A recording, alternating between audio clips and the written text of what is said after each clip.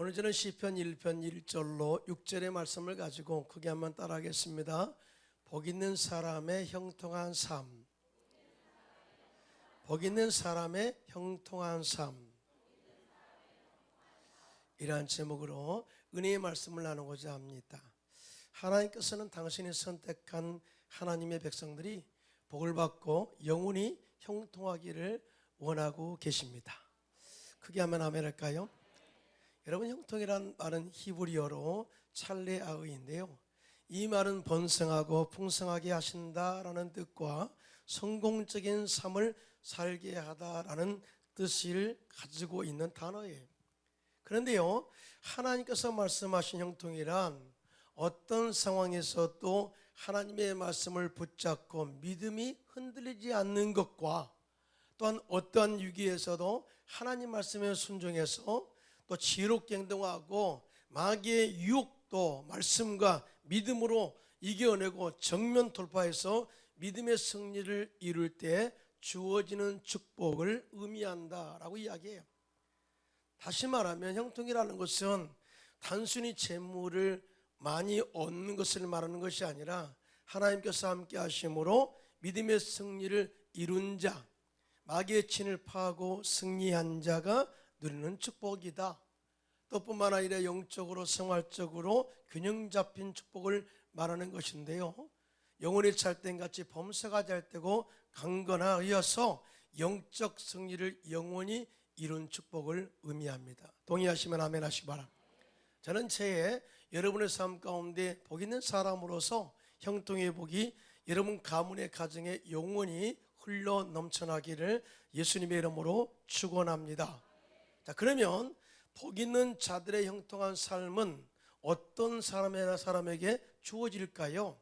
첫째로 보면 악인들의 유혹을 단호하게 끊고 겸손하게 사는 자에게 주어진다라고 말씀하고 있어요.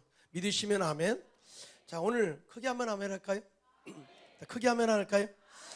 오늘 본문 1편 시편 1편 1절 함께 합독합니다. 시작. 복 있는 사람은 악인들의 길을 따르지 아니하며 죄인들의 길에 서지 아니하며 오만한 자들의 자리에 앉지 아니하고 라고 말씀을 하고 있어요. 제가 처음에 말씀드렸습니다만 하나님께서는 우리들이 행복하게 살기를 원하십니다. 아니, 우리들뿐만입니까? 인류 모든 인간들이 행복하게 살기를 원하셨죠. 왜냐하면요, 하나님께서 태초 인간을 창조하실 때 창세기 1장 28절에 보니까 그들에게 복을 주시며 생육하고 번성하고 땅에 충만하라, 땅을 정복하고 다스리라, 이렇게 엄청난 축복을 명하셨어요. 그러나 우리 인간들은 하나님께서 예비하신 축복의 형통을 영원히 누리지 못하게 됩니다. 그 이유는 인류의 초장 아담과 하와가 뱀으로 가장한 마귀의 유혹에 넘어가서 하나님께서 먹지 말라 한 선악과를 따 먹음으로 불순종의 죄를 짓게 된 것 때문이라고 성경은 말씀하고 있어요. 하나님께서 아담과 하와에게 이렇게 말씀했죠. 선악과를 따 먹으면 반드시 너희가 죽으리라. 그런데 마귀는 이렇게 말합니다. 아니다, 선악과를 따 먹으면 너희 눈이 맑아지게 되고 밝아지게 되고 하나님처럼 되게 되고 선악을 구별할 수 있는 그런 사람으로 된다 유혹했죠. 한마디로 말하면 아담과 하와는 마귀의 유혹한 잔꾀에 넘어가게 된 것이죠. 그런데요, 이 죄로 인해서 인간은 영이 죽어버려요. 다시 말하면 하나님과 영적인 교통이 끊어져 버리죠. 뿐만 아니라 삶 가운데 가시와 엉겅기가 돋아나서 저주의 삶을 살게 되었고요, 인간의 불행은요 이때부터 시작된 겁니다. 뿐만 아니라 질병의 고통을 겪다가 결국 죽어서 육체는 흙으로 돌아가고 영혼은 지옥으로 떨어져 영원히 슬피 울며 이를 가는 삶을 살게 된 것이죠. 자, 그런데요, 제가 이 말씀을 다시 되새기는 이유가 있어요. 분명히 여기에서 알고 지나가야 될 것이 있다는 거죠. 먼저 우리가 알아야 할 것은 아담을 유혹하여 타락하게 한 자는 하나님을 대적한 마귀였다는 것과, 또 죄는 악한 자의 꾀에 넘어가면서 시작된다는 사실을 알아야 되고요. 죄는 작아 보이지만 그 파괴력은 엄청나게 커서 인간의 형통의 축복을 완전히 끊어버리는 파괴력을 가지고 있다는 것을 알라는 거예요. 그러니까 이 죄라는 것은 정말 우리가 의지를 가지고 거부하면, 믿음으로 거부하면 우리가 죄 가운데 빠지지 않게 되는데, 이것을 스스로 용납하고 받아들이는 순간에, 이 마귀의 의도적인 끼에 넘어가는 순간부터 우리의 영혼은 상처를 입게 되고 하나님의 축복의 젖줄이 끊어져 버린다. 그래서 오늘 시편 기자는 본문에 복 있는 사람은 악인들의 꾀를 따르지 아니한다고 말한 이유가 바로 여기에 있는 줄로 믿습니다. 그런데요, 여기서 말하는 악인은요, 사실은 성품이 악하고 나쁜 짓을 하는 사람을 의미하는 것이 아니라 하나님이 없다는 사상을 가지고 하나님을 대적하며 자신의 마음대로 살아가는 불신자들을 의미합니다. 사실 이들은요, 철저하게 하나님 부인하죠. 하나님 말씀 무시하죠. 하나님을 거역하죠. 이렇게 사는 자들은요, 절대 축복을 누릴 수 없어요. 뿐만 아니라 우리가 이 악한 자들의 꾀에, 도모하는 꾀에 들어가서 우리가 살아서는요, 절대 우리도 하나님 형통의 그 대열에 들어갈 수가 없다는 거죠. 여기서 꾀라는 단어를 제가 찾아보니까요, 히브리어로 에차라는 단어인데요, 도모하다, 의도하다라는 뜻이 있어요. 다시 말하면 마귀는 지금도요, 믿는 자들을 유혹해서 하나님의 축복과 형통의 그 젖줄을 끊어버리려고 끊임없이 우는 사자와 같이 또 악을 도모하면서 우리를 잔꾀를 가지고 우리를 유혹하고 있다는 사실을 잊지 말라는 거죠. 그러나 우리가 여기서 단호하게 끊을 수 있는 근거가 뭐냐? 바로 십자가의 능력인 줄로 믿습니다. 이거 중요한 거예요. 이런 믿음이라는 것은 우리가 예수 믿고 구원받아 하나님의 자녀가 된 거 다 믿어요. 그러나 예수 그리스도께서 십자가에서 행하신 놀라운 영적인 능력은 모르고 살아갈 때가 너무나 많이 있다는 거죠. 그래서 마귀의 잔꾀에 넘어가서 결국 하나님 형통의 그 축복 일을 가지 못한 사람들이 있다는 거죠. 여러분, 예수님께서 이 땅에 오신 이유가 뭐예요? 물론 우리를 구원하시기 위해서 오셨죠. 그런데 십자가에서 구체적으로 이렇게 말씀합니다. 내가 이 땅에 온 것은 마귀의 일을 멸하려 하심이라. 할렐루야.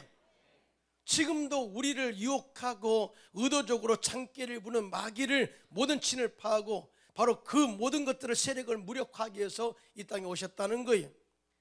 또 뿐만 아니라 이런 부분에 대해서 정확하게 말씀으로 다 이야기하고 있는데요, 골로새서 2장 13절로 15절입니다. 시작.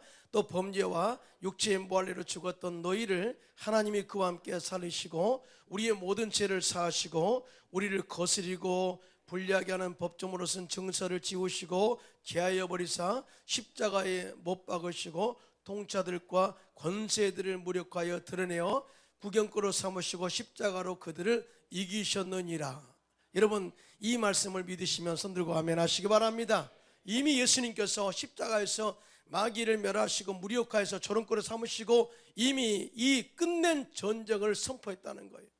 그래서 우리 믿는 자들은 어찌하든지 예수 그리스도의 십자가의 능력으로 마귀의 잔꾀가 우리에게 다가올 때 예수 이름으로 이 마귀의 세력은 떠나갈지어다. 대적하면 마귀는 한 길로 왔다 할지라도 7길로 물러갈 줄로 믿습니다. 또한 복 있는 사람은 죄인들의 길에 서지 아니한다, 이 말씀을 하고 있는데요, 여기서 죄인이란 말은 헬라어로 하마르티아라는 단어이고요, 히브리어로는 하타임이라는 단어를 써요. 그런데 내용은 똑같습니다.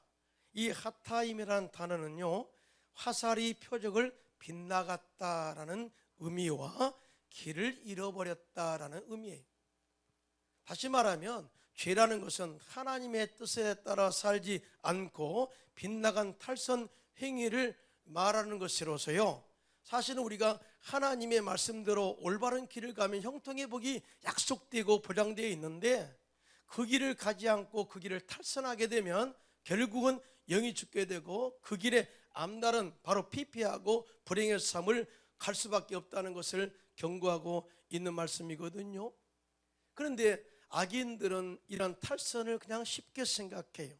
그러나 우리들은 이 탈선의 길을 정차하고 이제는 돌아서서 말씀에 따라 사는 올바른 길을 선택하시기를 예수님의 이름으로 축원합니다. 왜 우리가 죄인의 길에 서지 않아야 되느냐면요, 그것은 죄 가운데 서 있으면요 사람들의 군중 심리와 죄의 소용돌이 속으로 빠져 들어가기 때문에 그래요. 여러분, 사람이 아무리 선해도요 어떤 죄악의 속으로 들어가잖아요. 그러면 그 죄악의 속을 속에 들어간 사람은 어쩔 수 없이 군중 심리에 따라가게 되어 있어요. 그래서 절대적으로 악인들이 가는 그런 죄의 길에 서지 말라고 한 이유가 바로 여기에 있어요. 다시 말해서 우리 스스로 힘으로 죄의 길을 가는 것을 막을 수 없다는 거예요. 그래서 가장 중요한 것은 죄인의 길에 서지 않는 것이다 라는 것이 않는 것이라고 말씀하고 있는 것입니다. 그리고 복 있는 사람은 오만한 자들의 자리에 앉지 아니한다 이 말씀하고 있는데요, 오만한 자라는 히브리어는 레침이라는 단어인데요, 조롱하다, 비웃다라는 뜻으로서 영적으로 교만한 자들을 의미해요. 오늘날요 분수를 모르고 날뛰는 자들을 뭐라고 그래요? 오만방자구나 그랬죠. 오만방자는요, 낮은 사람들은 오만방자 아니에요. 좀 높은 지위에 있는 사람들, 뭔가 이루었다고 하는 사람들이 조금 오만방자할 때가 많이 있죠. 또 이런 사람이 있죠. 정말 개구리 올챙이 씨를 모른다 이런 이야기들 있죠. 다 오만방자의 또 다른 표현이겠죠.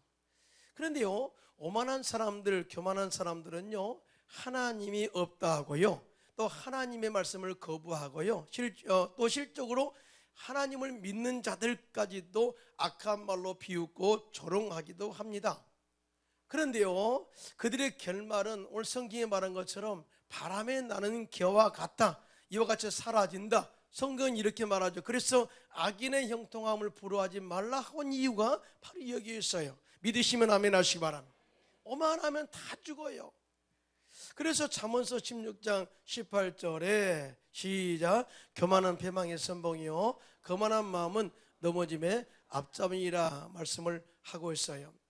그런데 오늘 본문에 또 하나 중요하게 우리가 배울 수 있는 것은요, 이렇게 우리가 죄의 길에 들어서서 하나님의 형통을 막는 길에는요 세 가지 단계를 거친다는 것을 알 수가 있어요. 다시 말해서 점진적으로 발전해서 습관이 되고 결국은 죄 가운데 눌러 앉아 습관적으로 그렇게 살아갈 수밖에 없다는 것을 이야기하고 있는데요, 세 가지 단어입니다. 바로 잔꾀를 따르지 않고, 또 죄인의 길에 서지 않고, 오만한 자리에 앉지 않는다라고 하는 이 말씀 속에 세 가지의 증거가 있는데, 첫째는 잔꾀를 따르다가 죄인의 길에 서게 되고, 그 다음에 결국 오만한 자리에 앉게 되어서 움직일 수 없는 것까지 들어가게 된다, 그 말이에요. 여러분, 우리가 처음에 따를 때는 스스로 내가 거부할 수 있어요. 그 단계는 굉장히 중요한 단계입니다. 잔꾀에 빠져 들어가지 않도록 내가 거부하면 돼요. 그러나 죄 가운데 서게 되면 그때부터는 내 힘으로 안 돼요. 군중 심리에 빨려 들어가고요, 또 세류에 의해서 내가 끌려가게 되었어요. 그러나 이제 그 길에 들어서서 자리에 앉게 되면 우리 엉덩이가 무겁다 그러죠. 일어나지 않습니다. 절대 움직이지 않습니다. 결국은 습관화가 되고요, 그것이 정착되어지면 결국은 복 있는 사람인데 형통을 영원히 누리지 못한 사람으로 갈 수밖에 없다는 거죠. 그래서 데살로니가서 5장 21절 22 이렇게 말씀합니다. 시작, 범사에 헤아려 좋은 것을 취하고 악은 모양이라도 버리라. 믿으시면 아멘 하시기 바랍니다. 손 들고 아멘 하시기 바랍니다. 자, 아멘을 좀 크게 한번 할까요? 아멘. 예. 여러분, 사울왕을 보면요, 사울왕이 자기 나라 이스라엘을 통치를 얼마나 했을까요? 보통 사울왕은 잠시 통치한 걸로 생각하는데요, 사울왕이 무려 40년을 이스라엘을 통치했습니다.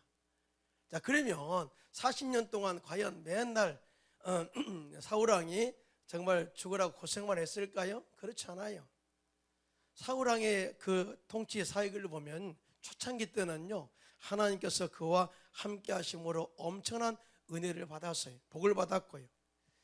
그때 당시에 처음에 사무엘 선지자가 사울왕을 찾아가지고 기름 부으려고 하는데 사울왕이 없는 거예요. 어디 갔는가 찾아보니까요, 옛날 성경에는 마차 바퀴 밑에 숨어 있었다고 그랬어요. 내가 왕 되는 것을 거부합니다. 나는 부족합니다. 나는 그럴 만한 자격이 없습니다. 덩치는 큰 사람이 이렇게 하나님을 경외하고 두려워함으로 마차 밑에 숨었던 사람, 현대 성경이 이렇게 말합니다. 짐 가운데, 짐 보따리 가운데 숨었다. 아마 변장하고 숨었던 것 같아요. 그런데 사무엘 선지자가 이런 사람을 데려다가 기름 붓고 왕으로 세웠어요. 하나님이 기뻐한 그런 일을 한 거죠.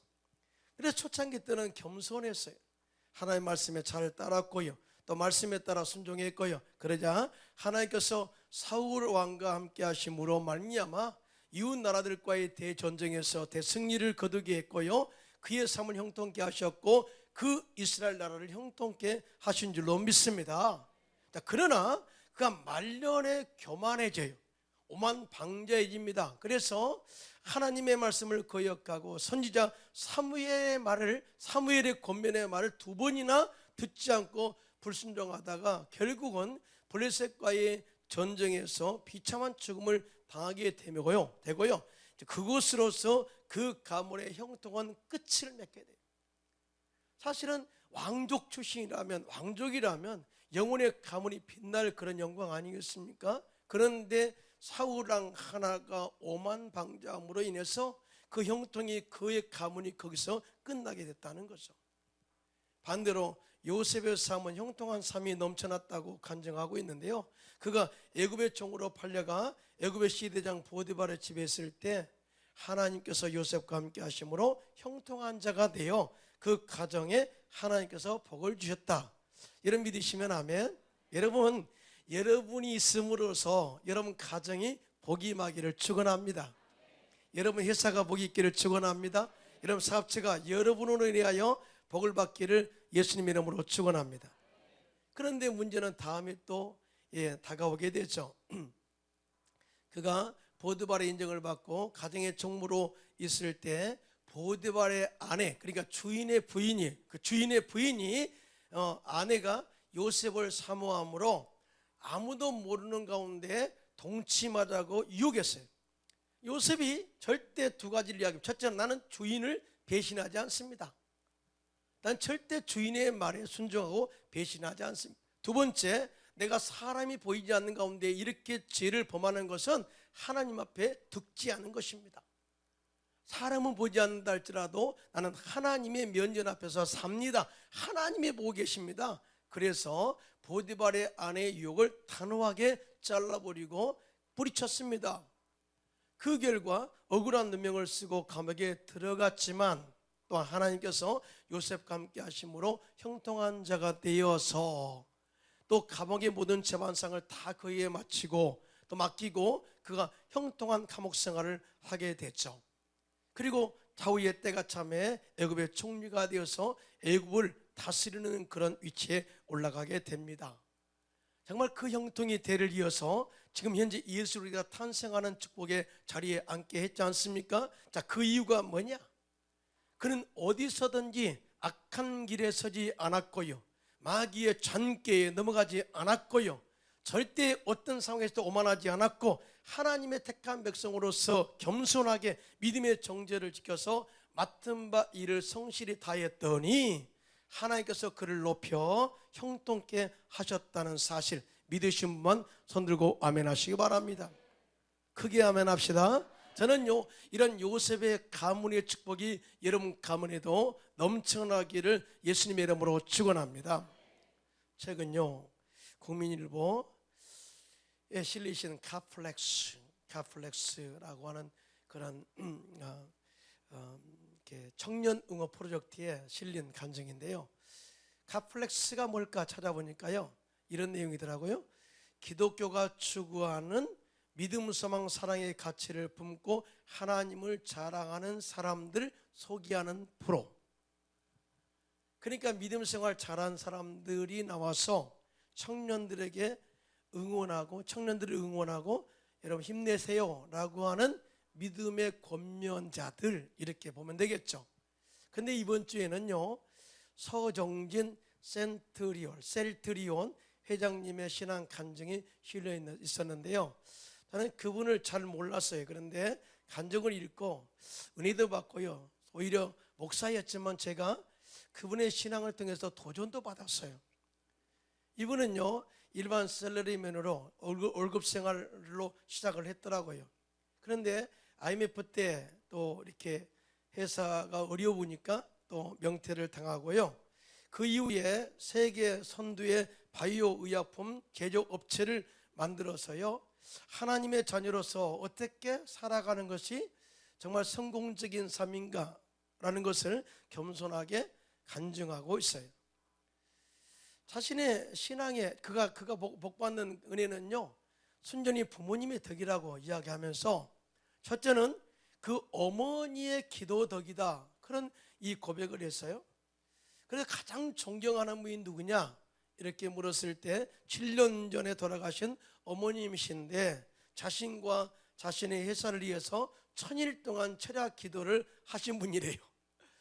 얼마나 아들이 믿음 안에서 기업을 잘 해달라고 1000일 동안 기도했겠어요. 그래서 이 서정진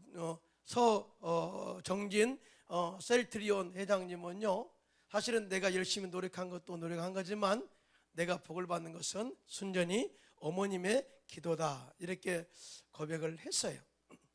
그러나 또 하나 또 존경한 분이 계시는데 아버님이시라고. 아버님. 그런데 아버님을 왜 존경하느냐? 존경하는 이유는 청소년 시기에 아버님이 자신에게 하신 말씀이 너무나 귀하고요, 인생의 좌우명으로 삼았다고 이야기하는데, 아버님이 청소년 방황 때에, 청년시대 방황 때에 이런 말씀을 했다고 그래요. 너는 예수님이 내 옆에 쳐다보고 있다고 생각하고 살아라. 또 그래도 떳떳하면 하라 라고 한 말씀이 엄청나게 그의 삶에 영향을 미쳤다고 합니다. 그랬다고 해서 청소년 때에 다른 길을 간 것은 아니고요, 젊었을 때 어쩔 수 없이 타락한 적도 있고 방탕한 적도 있지만 아버지의 이 이야기를 잊지 않고 살려고 노력했다. 그 결과 이런 죄가 되었다는 것을 의미를 밝히면서 고백을 했어요. 그러면서 제가 이제 가장 크게 도전받은 말씀이 다른 말씀이 아니고요, 다음 말씀이에요. 신앙생활을 어떻게 할 것인가 라는 것에 대해서 아들, 딸들이 나를 존경하는지 생각해 봐라. 무섭죠? 이 말씀을 딱 읽는데 진짜 내 딸이 나를 존경한가? 굉장히 무섭더라고요. 자, 그 다음에 어느 집이든 사랑은 할 수 있다, 사랑은 한다. 그러나 내 자식이 나를 존경하고 있는가? 내 자식들이 나를 신앙의 롤모델로 생각하는지 질문해 보면은 심플하다 라고 말하면서 성경이 말한 대로 사랑을 실천하면서 살자라고 간증을 했어요. 저는 이와 같은 간증이요, 실적으로 이 성도의 가정에 넘쳐나기를 예수님의 이름으로 축원합니다. 충만하기를 축원합니다. 이런 축복의 은혜가 여러분 가정에도 영원히 흘러 넘치기를 예수님의 이름으로 축원합니다. 둘째로 복 있는 사람이 형통한 삶을 사는 그런 비결은 오직 야훼의 말씀을 주야로 묵상하고 즐거워하는 자다라고 이렇게 말씀하고 있거든요. 오늘 보면 시편 1편 2절입니다. 함께 합독합니다. 시작. 오직 야훼의 율법을 즐거워하여 그 율법을 주야로 묵상하는 도다 라고 말씀하고 있는데요, 성도들은 오직 말씀 중심으로 살아야 될 줄로 믿습니다. 하나님 말씀을 영적인 양식으로 삼고요, 매일매일 먹어야 돼요. 아멘을 해야 되는데요, 내가 작게 해서 아멘 안 하시나요?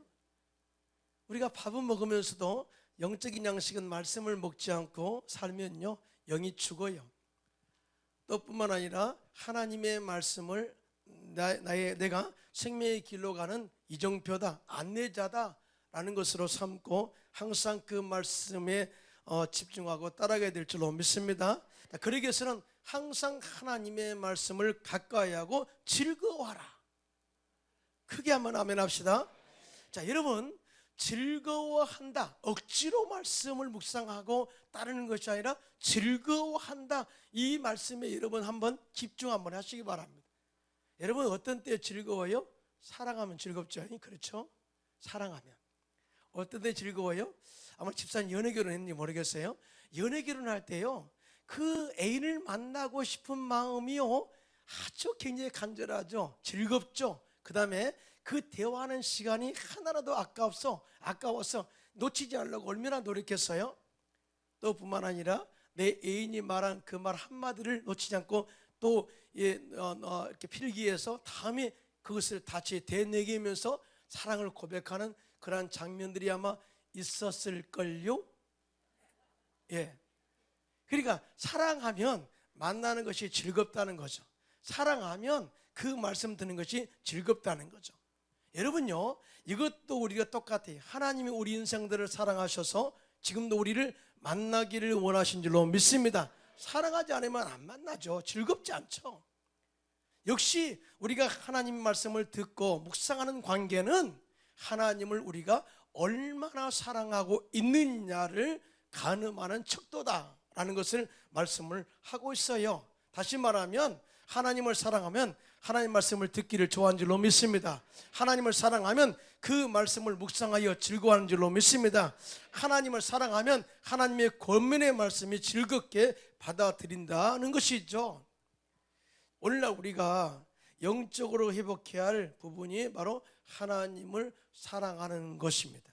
중요한 것은 하나님을 사랑하는 자에게는 형통의 회복이 보장되어 있다는 사실 믿으시면 손들고 아멘 하시기 바랍니다. 신명기 6장 3절 5절입니다. 시작. 이스라엘아 듣고 삼가 그것을 행하라. 그리하면 내가 복을 받고 내 조상들의 하나님 여호와께서 내게 허락하심 같이 적과 꿀이는 땅에서 내가 크게 번성하리라. 이스라엘아 들으라. 우리 하나님 야훼는 오직 유일한 야훼시니 너는 마음을 다하고 뜻을 다하고 힘을 다하여 내 하나님 야훼를 사랑하라. 아멘. 거꾸로 말하면 네가 나를 사랑하면, 온전히 사랑하면 내 삶 가운데 창대의 복이 임하게 될 것이고 적과 꾸는 땅에서 영원히 형통의 복을, 번성의 복을 누리게 할 것이라고 약속을 하고 있어요. 이 축복이 여러분의 가문에 임하기를 예수님의 이름으로 축원합니다. 사랑하면 주님의 말씀을 즐거워하고 묵상한다는 거죠. 여러분, 하나님의 말씀을 즐거워하고 묵상하면 형통의 복을 누리게 된다는 것을 다시 한번 이야기하고 있어요. 예수님께서는 요한복음 14장 21절 시작. 나의 계명을 지키는 자라야 나를 사랑하는 자니 나를 사랑하는 자는 내 아버지께 사랑을 받을 것이요 나도 그를 사랑하여 그에게 나를 나타내리라. 아멘. 또 뿐만 아니라 하나님을 사랑하고 말씀을 즐거워하는 뿐만 아니라 또 그 말씀을 죄하러 묵상하는 자 형통의 복을 받는다고 말씀을 하고 있어요. 여러분, 묵상을 해야 될 이유가 있어요. 우리가 묵상하게 되면요, 하나님의 말씀의 진리에 우리가 집중할 수가 있어요. 여러분 믿으시면 아멘. 그 다음에 묵상을 하게 되면요, 하나님의 임재를 경험하게 됩니다. 다시 말해서 하나님의 말씀을 묵상한 가운데 그것이 내 마음속에 확 들어오는 말씀을 레이마라고 하는데 이것을 영적 체험이라고 그래요. 이 말씀을 내 것으로 받아들이는 사람은요, 확실한 믿음을 갖게 되고 절대로 흔들리지 않아요. 그 다음에 하나님의 말씀 속에 묵상하다 보면 하나님의 지혜와 통찰력과 다스리는 권세와 능력을 찾아내게 되어 있어요. 믿으시면 아멘. 그래서 하나님께서 새로운 지도자 여호수아에게 다른 말 안 합니다. 너는 내가 너에게 준, 모세를 통해서 너에게 준 말씀을 주하러 묵상하고 그것의 기록, 그 안에 기록한 것을 다 지켜라, 행하라. 그리하면 내 길이 형통하리라. 그렇게 말씀을 하셨어요. 네가 무엇을 하고 뭘 갖다가 뒤집어 엎고 또 그다음 백성들에게서 이런 지혜를 가지고 그렇게 말하지 않았어요. 한번 보겠습니다. 여호수아서 1장 7절로 8절입니다. 시작. 오직 강하고 극히 담대하여 나의 종 모세가 내게 명령한 그 율법을 다 지켜 행하고 오르나 차르나 치우치지 말라. 그리하면 어디로 가든지 형통하리니 이 율법책을 내 입에서 떠나지 말게 하며 주야로 그것을 묵상하여 그 안에 기록된 대로 다 지켜 행하라. 그리야만 내 길이 평탄하게 될 것이며 내가 형통하리라. 아멘. 사랑하는 성도 여러분, 2020년도는 내가 뭐 좀 하려고 하지 마시고요, 하나님이 일하시도록, 하나님 역사하도록 믿음의 기준을 세우시고요, 하나님의 말씀의 능력이 나타나도록 하나님의 말씀 안에 믿음의 승리를 이루시기 바랍니다. 이것밖에 없어요. 미국 기독 실업인으로서 국민들의 존경을 받은 아덤 미다스 장로님의 이야기인데요, 그는 한때 미국의 10대 재벌 중에 한 사람이었고 한국 대학생 선교단체에 50만 달러를 기증했고요, 7억 달러를 들여 선교재단을 설립하는 등 남을 돕는 일에, 선교하는 일에, 전도하는 일에 많은 물질을 사용했던 믿음의 사람이었어요. 어느 날 한 기자가 그에게 질문하기를 당신의 신앙과 인생의 성공 비결이 무엇이냐 이렇게 물었을 때 그는 주저하지 않고 이렇게 이야기했습니다. 내게는 아주 간단한 5가지의 신앙 철학이 있습니다 라고 대답하면서, 첫째는 주일 성수, 둘째는 온전한 11조, 셋째는 하루의 첫 시간을 기도로 시작하는 것, 넷째 내 가정의 주인을 예수님으로 모셔드리는 것, 다섯째 시간과 돈을 선한 사업에 사용하는 것. 그런데요, 이 5가지의 인생 신앙 철학이 다 성경에서 비록된 거예요.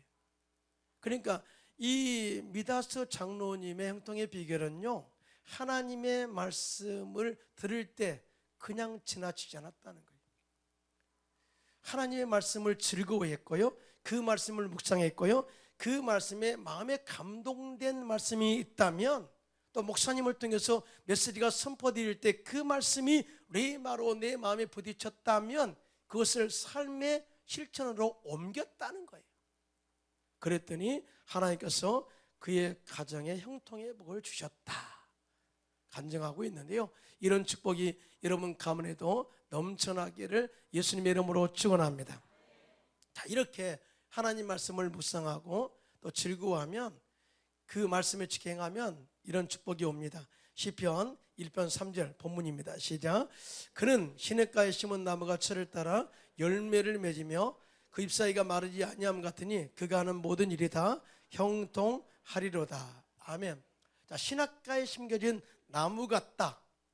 시냇가에 심겨진 나무는 항상 물이 공급되고요, 영양분이 공급되기 때문에 결실이 그치지 않는다. 또 철을 따라 열매를 맺는다라는 그런 의미로 이렇게 말씀을 하고 있는데요, 이것은 환경과 어려운 상황에도 상관없이 계속해서 똑같은 열매를 맺는다는 의미예요. 그리고 오늘 본문에 잎사귀가 마르지 아니함 같다 이 말씀을 했는데요, 외적으로도 건강한 그런 모습을 의미합니다. 한마디로 우리가 형통한 복을 받게 되면 영육간의 강건한 삶을 살게 될 줄로 믿습니다. 저는요, 우리가 복 있는 사람으로서 형통함이 영원히 여러분 가문에 있기를 축원합니다. 복 있는 사람이라고 해서 형통함이 영원히 가지 않을 수도 있다는 거죠. 그래서 2020년도는 여러분들이 이제는 복을 받을 때가 됐다는 것을 꼭 기억하시고요, 그 축복이 여러분의 가문에 넝쿨째 굴러 들어오도록 준비를 해야 될 줄로 믿습니다. 그러기 위해서는 악인들의 꾀를, 유혹을 단호하게 끊어버리고 내가 아무리 잘 되어도 겸손하게 살아야 될 줄로 믿습니다. 그리고 오직 야훼의 말씀을 즐거워하고 죄하를 묵상하고 그 말씀을 지켜 행할 때 마치 물가에 심겨진 나무 같아서 철을 따라 열매를 많이 맺고 또 입이 마르지 않는 풍성한 그런 형통의 복이 여러분 가문에 영원히 임하게 될 줄로 믿습니다. 이런 축복을 계속해서 받아 누리는 새해가 되시기를 예수님의 이름으로 축원합니다.